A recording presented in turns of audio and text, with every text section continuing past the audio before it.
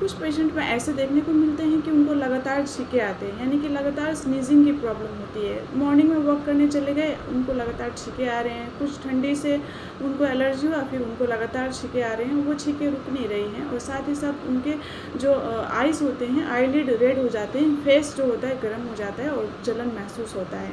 और साथ ही साथ उनको इतनी तेज़ सर्दी होती है कि लगातार उनके आँख नाक बहना शुरू हो जाता है और छींके कंट्रोल नहीं होती है। उस समय जो है आपके एक होम्योपैथिक सॉल्यूशन है साबाडीला, जो बहुत ही इफ़ेक्टिव है। अगर ऐसा लक्षण देखने को मिल रहे हैं तो साबाडीला होम्योपैथिक सॉल्यूशन आप 200 पोटेंसी में ले अपने डॉक्टर के सुपरविजन में इसके डोजेस को जानिए और इसका इस्तेमाल करिए। बहुत ही बेनिफिशियल रिजल्ट्स मिलेंगे।